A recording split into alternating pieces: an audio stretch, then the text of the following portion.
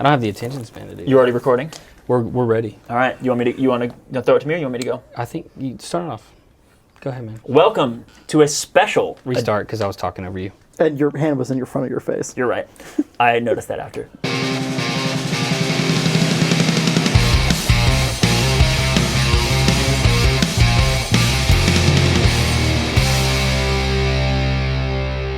Welcome to the Section 109 podcast. It's a special day today. Tis special. Not only are we on video, What? but also we're sitting here with Owen Seaton, who has revealed a very special thing that I have a lot of questions about. So it turns out that there has been a documentary crew following Chattanooga Football Club players and the team in general around for roughly a year. First of all, how the hell did you keep this a secret until now? Well, the pandemic and the lockdown helped a lot. Yeah, it's true. No, I mean, this has been a while in the works. Actually, yesterday, we're filming this in mid-October. Yesterday was my 1-year anniversary date with the club. So did you walk in day one like, this is my plan? No, but I met some folks. The production company that's doing this is a Chattanooga company called Super Chief. Shout out Super Chief. They're fantastic. They do great work. You may have seen they do a reality series called Woodwalkers that's filmed down in just south of Ringgold. That's about people that are going to a school to become linemen to work up on the high power poles. And stuff. I know the school. And so they've done 3 seasons of a reality show with that's really well done and has done really well on Amazon. And they've been interested in doing something with CFC for a while, and we weren't really ready, for it as a club. I happened to meet Adam Dukes, who's one of the owners of Super Chief, at a social thing, just kind of by serendipity, and we got to talking, and this was before Christmas last year.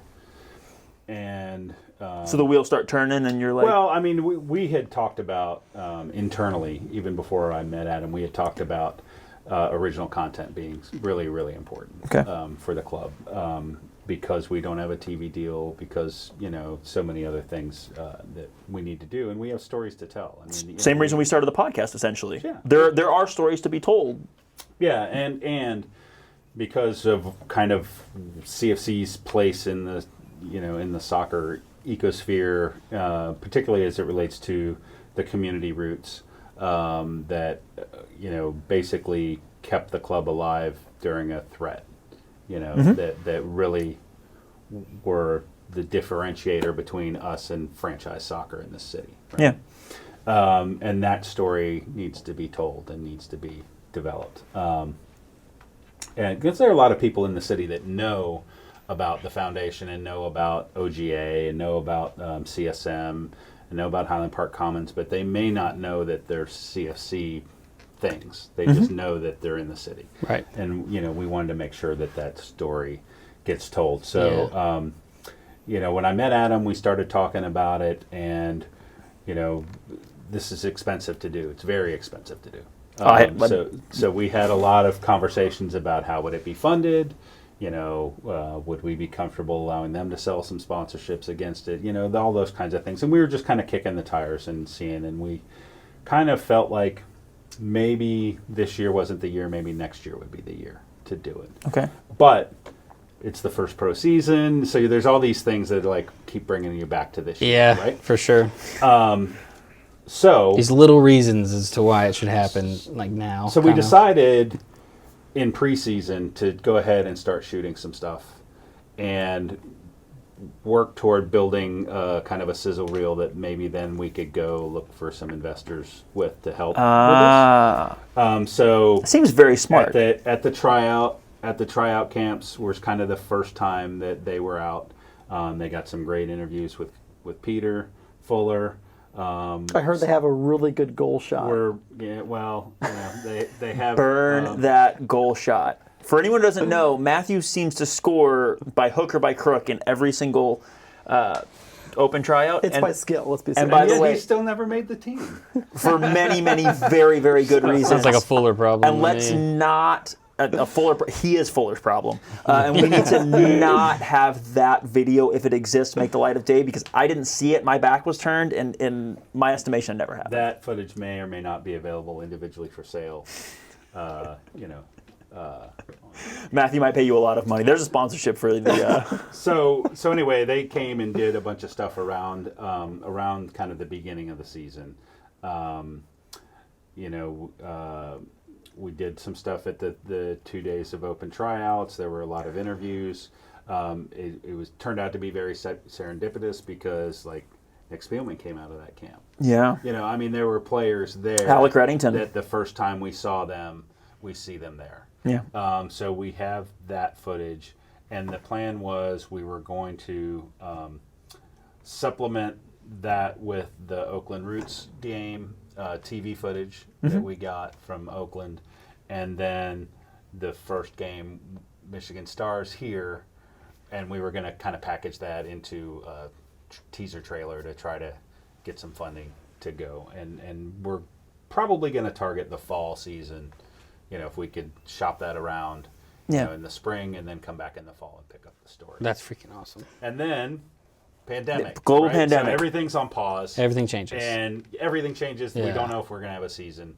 And then the Independent Cup happens, and we're talking about maybe do we want to do something around the Independent Cup, and the Super Chief guys were busy trying to keep their business going during pandemic, and so that just really didn't work out. But then once we knew this bubble tournament was happening, we're like, okay, we can go to So the bubble perfect. and basically shoot a season in 2 weeks. So what you're telling me is there was a documentary crew embedded with the team Yes, the whole time. through the entire bubble, Yes. like on the bus to Detroit. They were not on the bus because of COVID restrictions, but players had cameras on the bus for them. And they probably drove by the bus with cameras or behind it. So I'm struggling to believe this is real. There were a lot of logistics that came late. So literally in the 10 days, 2 weeks prior to going to Detroit, Hell yeah. there were a lot of meetings, a lot of phone calls, a lot of talking to Peter and Jeremy and making sure do we want to do this? Is this going to be a disruption? Making sure everybody was okay with it. The players didn't know until the day before we left for Detroit. Now, how did you keep the players from putting that all over social media? Did you make them sign NDAs? Did you read them the Riot Act? What did you do? We just had a conversation with them. I met with them. I met with the team after the last training before they left for Detroit after practice. What'd you tell them? And just introduced them to the guys from Super Chief. Said, hey, these guys are going to be following you around. And if you tell anyone, I will find you. I had already talked to Peter and Jordan and Jeremy and Tim and everybody, and just made sure everything was okay, and got some pieces of feedback, and there were some restrictions in place around how footage is going to be used, and Of course. kind of the way the club will be portrayed, obviously. Which isn't to say we captured it all, but it's this is a club documentary. So similar to the All or Nothing documentaries that people may have seen with Tottenham or with Manchester City or with the Brazil national team or whoever else. Not that it's under the All or Nothing name, but it's just like that where you have a following the team. But none of those took place in a bubble. None of those took place in a single tournament. And in my understanding, none of those had any access to players in hotels or in homes or anything except for Vincent Kompany's house. Yeah, so once we kind of, I told the guys what was going to happen, and and introduced the camera crew, and the sound guys that were going to be there, and it was five people from Super Chief that were up there the whole time. Wow. And Dang, that's a lot. That's more than I thought. That's so good. And basically asked, basically didn't really tell them, but asked them to keep it off of their socials, and told them basically when the time comes, we'll turn you loose and you can go nuts on the socials with it. And the lure of every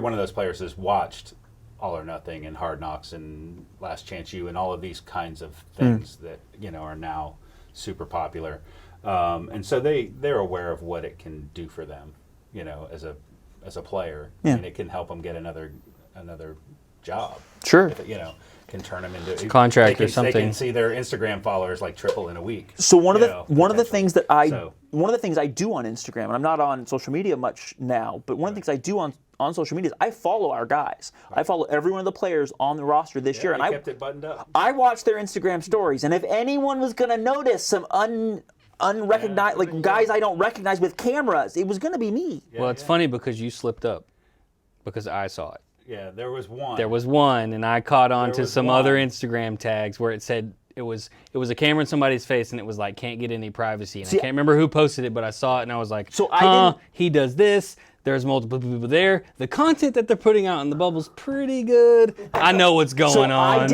I didn't see that. I saw one camera person in one photo, but it wouldn't have sparked anything. Except I saw some of the social media coming out of Detroit was Yeah. like we had a camera on the bus of Fuller singing. Right. Yeah. And we had another shot in some other instance that was very high quality. And like, I was like, wait a minute. Like, Owen's not shooting this on an iPhone. Like, there's something going on Shooting any here. of it.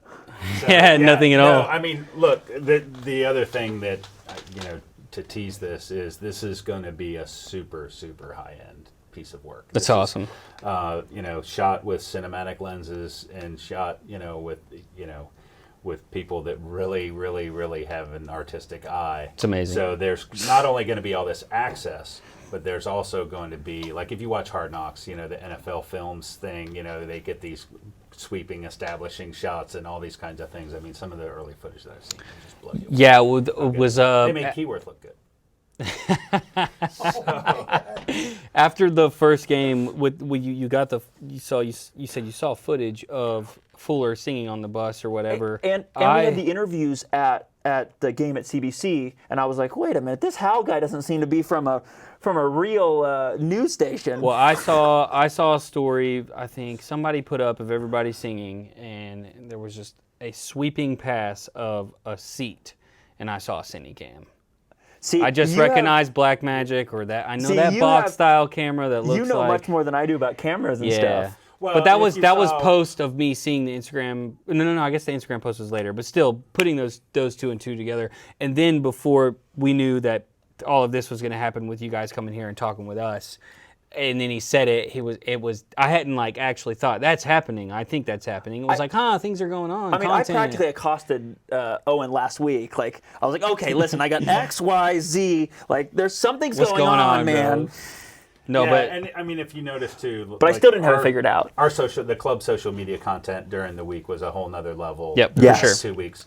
I noticed. and that was part of the arrangement that we made with Super Chief. Was like, hey, you got to give us 2 or 3 really good clips a day, that we can post that are behind the scenes that are because Like the walk. I was up the there walk the whole they did. time, but I mean, I wasn't really able to do that kind of stuff because I was in the TV truck for every. Yeah, what every were you match. doing up there? I know we mentioned it on a podcast, but Yeah, so I worked for the league for the 2 weeks, aiding in the BN production, which was a remote production, so that all the cameras and the audio was in Keyworth, but everything else was in Kansas City. okay. So all of the graphics and all the announcers and everything was happening back in Kansas City. So when which they is put very up- similar, like how the World Cup is broadcast, but it's a way more cost-efficient way to do it. And then obviously when you're operating in a bubble environment too, You want to keep it safe. keeps it slim. So when they put Wow. up the I wrong did not know graphics in that first game, dude, chill out. Give him I a want break. to know how did you were you did you have to call Kansas City? Like, how does that No, communication I work? was on headset with them, so I was on intercom, and I've been doing this for 20 Yeah. something years now. I think you could probably count on 10 fingers how many times I've cursed on a headset, and that was one of them. Yeah. Because I saw them come up, and they came up a second time, like 5 seconds later, and then 30 seconds later, a minute later, they were fixed, whatever it was. But that's what I wanted to ask you, because I knew when you said you were in the truck, I knew you had to have been and so I didn't know how that worked. I didn't know they were remote. Like, I know the graphics guys were remote. I knew the announcers were, because one of the guys slipped up in one of the other games and said they were in Kansas City, which was normal. There's a lot of games all over the world called separately. No, but- and then part of the deal was like if we kicked at 5 and 8, the whole time. Like I'd get there at 3, and we'd go through all the graphics, make sure they were all right, and then he still played the wrong one. So yeah, that was Well, was, just so that we can kind of like wrap this up. Yeah.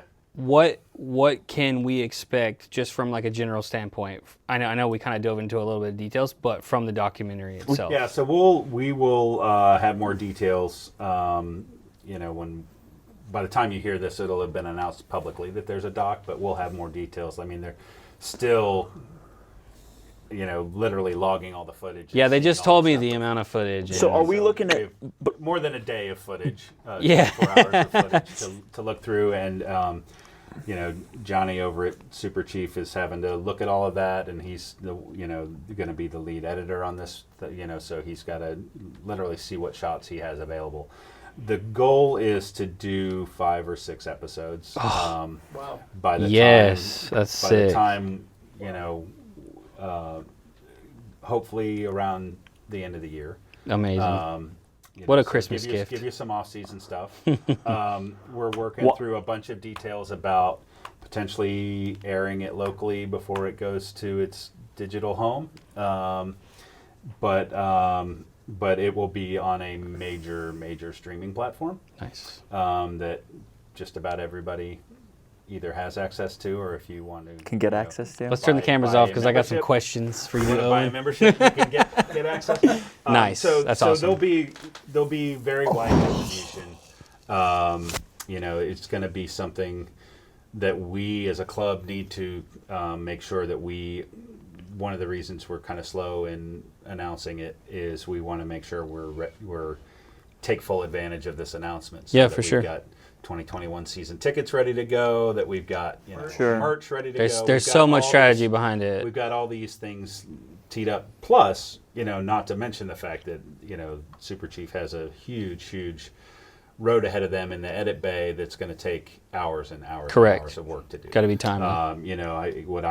What I typically tell people that don't work in the business is like, for like social media videos that are a lot less refined than something that's going to broadcast. If it's a 1-minute video, it probably took 2 or 3 hours of editing to do. Wow. So now think about that over a 50-minute TV episode or something like that, and it's got to be a higher quality because it's got other specs it's got to meet and all that stuff. And there's log to that. Not only is it like 5 times as long, it's 5 times on a whole nother scale. So more, it's like 25 times as long when it comes to the editing process. So it's a big lift, and there's kind of a ticking clock. I mean, we're not committed to a certain date, but we really want to get it out by the end of the year. So, well, I'm freaking excited. Yeah. I don't. Ever since last weekend, every like day or two, I text Matt and I'm like, I don't think this is real. This is not real life. Like this cannot be real life, guys. Like all my wildest dreams that I didn't know I had are currently coming true. Well, and I'll say this too: huge props to Peter and Jeremy and Jordan. Jordan especially, because Jordan is kind of not only the goalkeeper coach but director of ops, so he's the one that keeps the schedule. Keeps all the players on schedule, and he did a great job of reaching out and keeping the camera crew informed of what was going on. But not only that, but also kind of was like, hey, this is really cool. You guys need to come get this. Nice. And so Jordan. Good stuff, Jordan. Jordan's an MVP. And Jordan on Mathias, this, the homie. for sure. It's going to be fantastic. I'm excited to see what it is, and I was there for a lot of it, and I just can't wait to see it. But I'll also say, I had a momentary concern at the beginning that this would end up becoming a distraction to the players, and it actually was the opposite of that. Yeah. It became kind of a bonding thing. They had a lot of fun with it. It was a way for them to blow off steam at the appropriate times, but there was also times that they basically turned that off to go to work, not just at Keyworth, but in the hotel, Nice. Around meetings and stuff like that. And so, one of the cool things that I witnessed over 2 weeks in Detroit in the Troy Marriott was our group of guys were 25 guys together in the hotel lobby, 25 guys together at breakfast. The other teams were 3 guys over here, 3 guys over here, 4 guys over here. Yeah. A lot of times split by nationality or split by position group or whatever. Like, we didn't have any of that. You can go back and listen to our podcast and listen how Fuller will talk about maybe this wasn't the skilled team, maybe this wasn't the most professional team, but it was the most close-knit team that he's ever worked with. And you'll see this. I mean, anybody that watches this that doesn't know Peter will understand how lucky we are to have this guy. Yeah. I'm glad all those people are going to find out because we definitely know, man. Everybody from NISA that dealt with Peter, everybody from LTN, who was the production company that did the games on BN, that dealt with Peter, the announcers, all those, the announcers that we had at the July 11th game that we put on TV with, to open the Independent Cup. Anybody that's ever dealt with Peter is I can't believe how open he is, how much he welcomes the media, how much he understands the job that they have to do, that he doesn't treat formations like a nuclear secret, that he's very upfront about how he wants to play, what he expects of his team, and doesn't game anybody, doesn't talk in coach talk, and doesn't, and you'll see this, not to give anything away. You saw a piece of it on our social media during the week, but he did a thing very early in the tournament where he got up in the very first breakfast and sang a song. We saw a little clip of that. That was one of the clips that I was like, wait a minute, that's not shot from an iPhone. And then told everybody, we're going to pick a different guy every day, and you're going to have to do this. You're going to either have to sing a song or tell a joke or tell a story. And the cameras were there for all of these. And it ranged from the sublime to the ridiculous to the very poignant in all of those things, and it's going to be really cool. Our fans are going to fall in love with our players all over again, and this will be some really cool holiday watching. In between Hallmark Christmas movies in the house over here for this guy, and so when Debbie and Frank get done saving the cottage from the Christmas terrifying thing that's going on. I want to point out that the Princess Switch 2 is coming out this year. So I'm pretty excited about that. And there went your 7 listeners. So, all right. So let's wrap this up. Thank you, Owen, for giving us the sneak peek. I can't believe this is real. So, guys, check this out. By this time, you'll know more than we know now about release schedules, about what it's going to look like. And thank you for allowing us a little sneak peek at this, because I'm now going to just tap my foot and be like, so ready for this. So ready for this. Yeah. Just waiting for this for the next. When it comes out, we'll bring the right people back and do a podcast about it. And, I'd love to have a podcast with the camera guys, just talk to them and be like, all right, what's the best story? For sure. And I think maybe you need to have an reaction episode for every episode. I mean, don't tempt me, man. We can do a watch along if we want. There's all sorts of stuff we could do. I'll give them the gear and do that. Maybe if you get permission to use the footage. When I say watch, that's even better. I was thinking we watch it and talk while there's no no footage on the television. I was thinking just an audio watch along. So all right, guys, check that out. Hit up CFC on social media. Let them know what you think of this documentary that's coming out, and we'll catch up with you soon.